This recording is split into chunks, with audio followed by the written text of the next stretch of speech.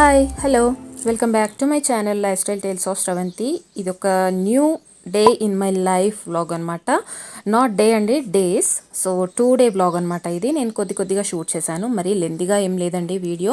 Morning నేను లేవగానే నేను పనుల్లో ఉండిపోయాను. మోను వచ్చేసి నా ట్రైన్ వాష్ చేసుకుంటాను అనేసి అన్నాడు, కానీ నువ్వు కూడా హెల్ప్ చేయాలి అని అన్నాడు. సో అందుకనేసి ఇంకా నేను పైప్ పెట్టేసి కొంచెం స్ప్రే లాగా చేశాను. కార్ వాష్ అని అంటారు కదా, వెహికల్స్ వాష్ చేస్తారు కదా, అదొకసారి చూసాడనమాట. సో అలాగే ట్రైన్ వాష్ చేసుకున్నాడు. సో అది వైప్ చేసుకుంటుండగా వీడియో తీశాను. అండ్ దాని తర్వాత ఫ్రెష్ అప్ అయిపోయామన్నమాట. స్నానాలు అవన్నీ అయిపోయాయి, బ్రేక్ఫాస్ట్ కూడా అయిపోయాయి. సో నేను ఇప్పుడు లంచ్ ప్రిపరేషన్ చేస్తున్నాను అనమాట. దాంట్లోకి నేను పొటాటోస్ బాయిల్ చేసి పెట్టుకున్నాను. ముందు రోజు ఈవినింగే ప్రిపేర్ చేసి పెట్టుకున్నాను, కానీ అది కుదరలేదనమాట కుక్ చేయడము. సో ఇప్పుడు నేను పొటాటోస్ పీల్ ఆఫ్ చేసేసి ఇంకా మ్యాష్ చేసేసాను ఫోర్క్తో. దాని తర్వాత ఆనియన్స్ అండ్ మిర్చి నేను కట్ చేసి పెట్టేసుకున్నాను.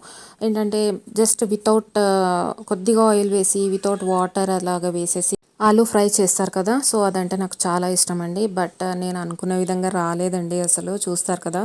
సో అలాగ పొడి పొడిలాడుతూ అలాగ రాలేదు, ఎందుకో మరి తెలియదు. కానీ బాయిల్ కూడా ప్రాపర్గానే అయిపోయాయి, కానీ ఎందుకో మ్యాష్ చేసినప్పుడు కూడా బాగానే ఉన్నాయి. నేను కుక్ చేసేటప్పుడు మాత్రం అది జారుడుగా వస్తుందన్నమాట. సో ఇదేమైతేనేం నాకు నా ఫేవరెట్ అనమాట. First of all aloo fry అనేది నా ఫేవరెట్. మొత్తానికి అయితే కుక్ చేశాను. టేస్ట్లో మాత్రం ఏం డిఫరెన్స్ లేదు, కానీ కన్సిస్టెన్సీలోనే ఎందుకో తేడా వచ్చేసింది, నాకు ఏం అర్థం కాలేదనమాట. సో ఫస్ట్ నేను ఏం చేశానంటే ఇంకా మీకు సింపుల్గా చెప్పేస్తాను. ఆయిల్ వేసాను, పోపు దినుసులు వేసాను, మినపప్పు వేసాను. ఫస్ట్ ఇంగ్రీడియంట్ మినపప్పు అనమాట, టేస్ట్ని ఇచ్చేది. మినపప్పు కంపల్సరీగా వేయాలి, మంచిగా ఫ్రై అవ్వాలన్నమాట, అది బ్రౌనిష్ కలర్లోకి రావాలి. దాని తర్వాత మిర్చి వేయాలి, దాని తర్వాత ఆనియన్స్ వేయాలి. అదంతా మంచిగా ఫ్రై అయిపోయాక ఫ్రెష్ జింజర్ గార్లిక్ పేస్ట్ వేసాను. దాని తర్వాత పసుపు వేసాను, కొంచెం ఫ్రై అయిపోయినట్టుగా అయ్యాక పసుపు వేసేసి పొటాటో వేసేసి ఇంకా మూత పెట్టేశాను అనమాట, బాగా కలిసేలాగా కలిపేసి. ఇంకా అంతే, దాంట్లో వేయాల్సింది ఇంకేమీ లేదు. కొద్దిగా నేను ధనియాల పొడి వేసాను, అది ఆప్షనల్ అనమాట. ధనియాల పొడి వేయకున్నా కూడా బాగానే ఉంటుంది.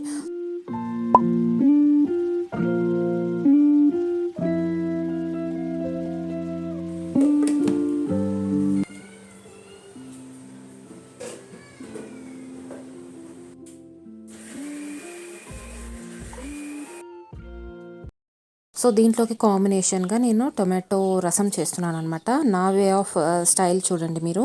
టొమాటో రసం ఎలా చేస్తాను అనేది కూడా చూపిస్తున్నాను ఈరోజు, అలాంగ్ విత్ పొటాటో ఫ్రై.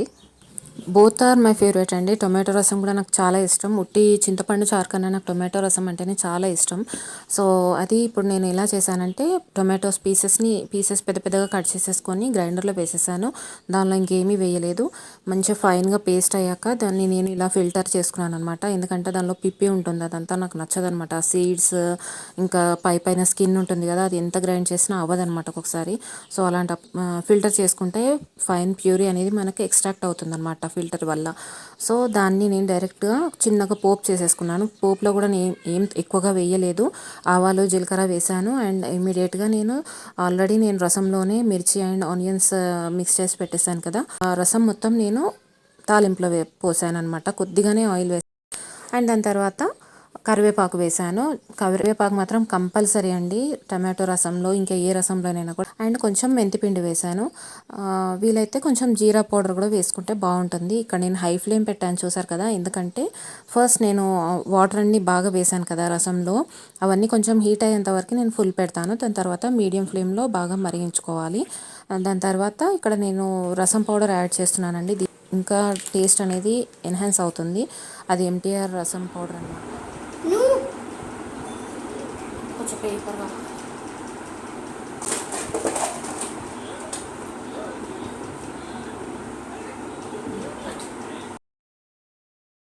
ఇంతలో ఈవినింగ్ అయిపోయింది. ఈవినింగ్ వర్క్ కూడా అంతా అయిపోయినట్టే. ఇంకా మేమిద్దరమే కాబట్టి పెద్దగా నేను కుక్ చేసుకోవాల్సింది ప్రిపరేషన్స్ అలాంటివన్నీ ఏం లేవన్నమాట.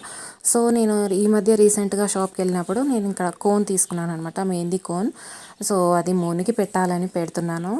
సో అది పెట్టేసి ఇంకా పడుకోబెట్టేశాను, అంటే వాష్ చేసే పడుకోబెట్టేశానండి.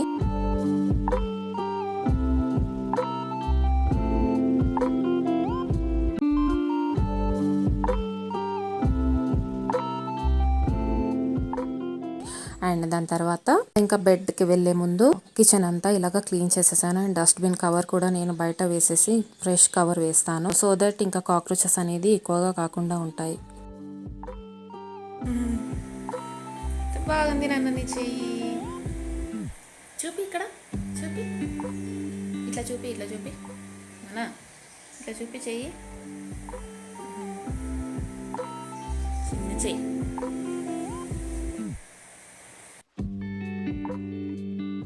ఈ మధ్య 2-3 డేస్ నుండి నేను తలస్నానం చేసి ఆయిలే పెట్టుకోవట్లేదండి. నాకు తెలుసు కదా, అస్సలు తలస్నానం చేసి నేను ఎక్కువ రోజులు ఉండలేనమాట. ఆయిల్ కంపల్సరీగా అప్లై చేసుకుంటాను నేను హెడ్కి. రెగ్యులర్గా నేను ఆయిల్ అనేది ఏం పెట్టుకుంటాను అనేది మీతో షేర్ చేసుకోవాలనుకుంటున్నాను ఈరోజు. నేను మెంతులు యాడ్ చేస్తాను. మామూలుగా పారాషూట్ ఆయిల్ ఉంటుంది కదా, దాంట్లో నేను ఒక 1 to 1.5 స్పూన్స్ మెంతులు యాడ్ చేస్తాను. వేసేసి స్టవ్ పైన పెట్టేస్తాను. కాసేపు మరిగాక ఇంకా కూల్ చేసి వేరే కంటైనర్లో స్టోర్ చేసుకుంటాను అనమాట. అది నాకు ఒక 1 month వరకు వచ్చేస్తుంది. నాకైతే మెంతుల ఆయిల్ చాలా నచ్చుతుందండి, అండ్ హెయిర్కి కూడా చాలా మంచిది.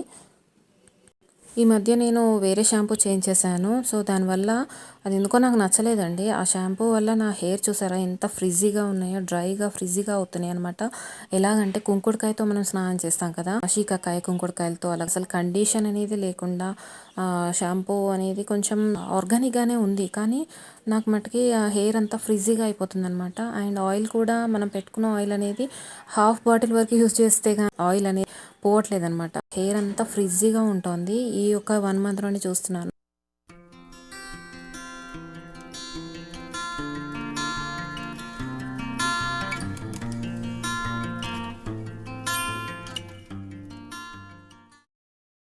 బై ది వే, నేను ఇక్కడ టీవీలో తీన్మార్ చూస్తూ ఆయిల్ పెట్టుకుంటున్నాను.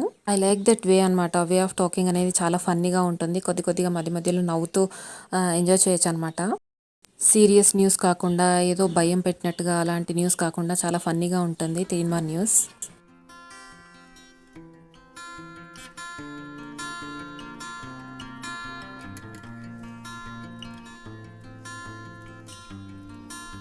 అన్నట్టు ఇక్కడ మీకు ఒక టిప్ చెప్తాను. ఆయిల్ అప్లై చేసేటప్పుడు మొత్తం మనం స్కాల్ప్ అంతా అప్లై చేశాక ఇలా మనం హెయిర్ అంతా ఇలాగ నేను అన్నట్టుగా ఇలా మీరు మొత్తం కిందికి అనేసి రివర్స్ యాంగిల్లో మనం మసాజ్ చేసుకుంటే హెయిర్ చాలా రిలాక్సింగ్గా ఉంటుంది. బ్లడ్ సర్క్యులేషన్ అనేది డబుల్గా ఉంటుందన్నమాట. మనకి ఇది హెడ్ కూడా చాలా రిలీఫ్గా, కూల్గా, మంచి రిలాక్సింగ్గా ఉంటుంది. అలా చేసి చూడండి ఒకసారి. ఎవరైనా తెలియని వాళ్ళు ఉంటే హెయిర్ మొత్తం అప్ సైడ్ డౌన్ వేసేసి రివర్స్లో మనం మసాజ్ చేయాలన్నమాట హెయిర్.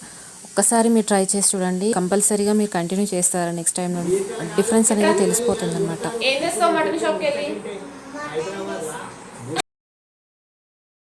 అక్కడ తీన్మార్లో టీవీలో న్యూస్ మటన్ గురించి వస్తున్నారు కదా క్యారెక్టర్.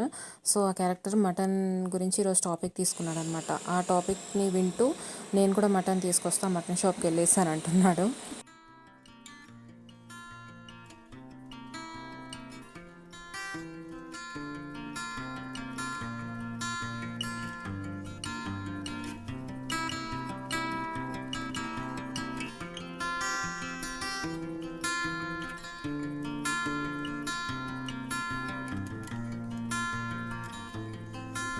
ఇంతటితో నా హెయిర్కి ఆయిల్ అప్లై చేయడం అనేది కంప్లీట్ అయిపోయింది. కనీసం నేను 15 to 20 minutes తీసుకుంటానండి.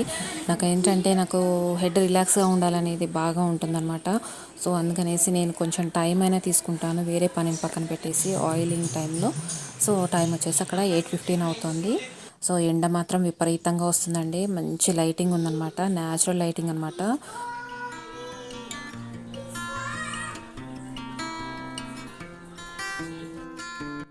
పైగా ఎండలోకి వెళ్తే కూడా మంచిదే కదా. ఈ మధ్య మేము మోను కూడా కొంచెం ఎండలో తిప్పుతున్నాం అనమాట, కొంచెం డి విటమిన్ కోసం. అండ్ ఇంకా అక్కడితో ఇంకా కోమ్స్ అవన్నీ క్లీన్ చేసేసి చికెన్ టికెలన్నీ బయట పడేసాను. అండ్ కిచెన్లో ఇంకేమైనా వర్క్ ఉంటే చేద్దామనేసి వెళ్తున్నాను. ఇక్కడ మీకు ఒక విషయం చెప్పాలనుకుంటున్నాను. ఏం చేస్తే బాగుంటుందో నాకు అర్థం కావట్లేదండి. ఈ మంగళసూత్రం అనేది అప్పుడప్పుడు నేను కొన్ని వీడియోస్లో తీసినట్టుగా కనిపిస్తుంది. అవునండి, నేను తీస్తాను. ఎందుకంటే ఈ డిజైన్ వల్ల అనమాట. ఓన్లీ ఈ డిజైన్ వల్లనే, ఈ చైన్ డిజైన్ వల్లనే, ఇంకా వేరే ఉద్దేశం ఏమీ కాదు. మెళ్ళో మంగళసూత్రం తీయాలని ఎవరికి కూడా ఉండదు. బట్ రీజన్ ఏంటంటే నాకు ఏదో ఫ్యాషన్ కోసం కూడా కాదు నేను తీసేది. ఈ దారాలు చూసారా, మొన్న నేను శ్రావణ సోమవారం వేసుకున్న ఆరెంజ్ కలర్ డ్రెస్ కూడా ఇలా తట్టుకుని మొత్తం దాంట్లో చిక్కుకుపోయాయో, అది తీయడం మాత్రం నా వల్ల కావట్లేదు. ఇక్కడ కూడా చూసారు కదా, పైగా డ్రెస్సెస్ అన్నీ పాడైపోతూ ఉంటాయి. ముందు కాలర్ ఉంటుంది కదా, ఆ కాలర్ దగ్గర దారాలు ఊడిపోతూ ఉంటాయి. పైగా వెనకాల జడ వేసుకుంటే హెయిర్ తట్టుకుంటూ ఉంటాయి. దాంట్లో మీరు ఇంకా కెమెరాలో క్యాప్చర్ అవ్వట్లేదు కానీ దాంట్లో లేని అంటూ ఏం లేదండి. అన్ని హెయిర్స్ ఉంటాయి, దారాలు ఉంటాయి. ఇంకొక డిస్కంఫర్ట్ ఏంటంటే నెక్ పైన మొత్తం ర్యాషెస్ లాగా వచ్చేస్తున్నాయి. ఈ ముళ్ళు ముళ్ళుగా ఉంది కదా చైన్, దానివల్ల నెక్ కూడా చాలా మండినట్టుగా అవుతుందన్నమాట. సో అప్పుడప్పుడు నేను తీసేస్తూ ఉంటాను.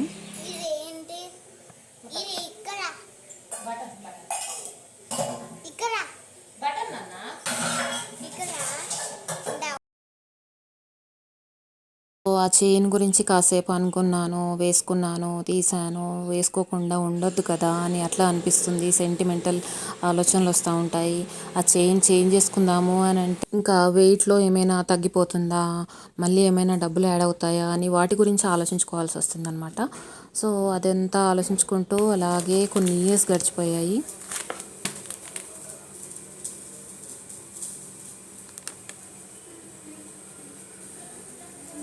ఇక్కడ నెక్స్ట్ డే ఆ రోజు బ్రేక్ఫాస్ట్కి మోనుకి నేను కిచిడి ప్రిపేర్ చేస్తున్నాను. కిచిడి అంటే నేను రైస్తో కాదండి, సజ్జల రవ్వతో ప్రిపేర్ చేస్తున్నాను, కొన్ని వెజిటేబుల్స్ వేసి. సో అదైతే కొంచెం హెల్దీ కదా, సో మిగిలింది అయితే నేను కూడా తినేసేయచ్చు అనేసి. ఇది రెడీమేడ్గా మనకు షాప్లో కూడా దొరుకుతుంది. రవ్వ తీసుకొచ్చి విసురుకోవడం కూడా కొంచెం కష్టమైన పని. సో నాకు ముందు రోజుది జొన్నలది దోశ పిండి అలాగే మిగిలిపోయిందనమాట. ఎలాగో తను లేరు, అది అలాగే ఫ్రిడ్జ్లో ఉంచేసాను. ముందు రోజు మాత్రం నేను దోశలు తినలేదు, వేరే ఏదో కొంచెం రైస్ చేసుకొని తినానమాట. సో ఆ పిండి మళ్ళీ కొద్దిగా మిగిలింది కాబట్టి ఇంకా దోశలతో ఈ రోజు సరిపెట్టేసుకుంటున్నాను, కొద్దిగా చట్నీ చేసేసుకొని.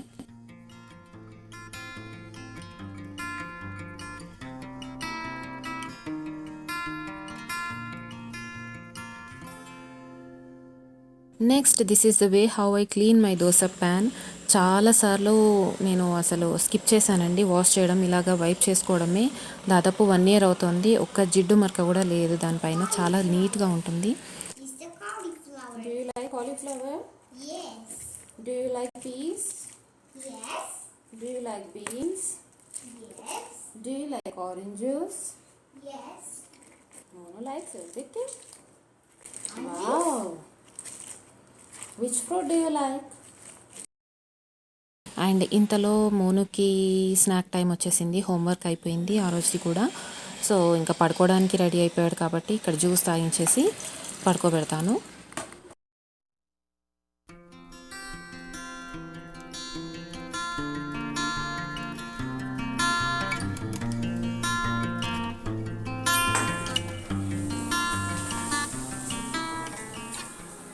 రోజు లంచ్ టైంకి తను వచ్చేసారు లంచ్కి. సో ముందే చెప్పారనమాట లంచ్ ప్రిపేర్ చేసేయని.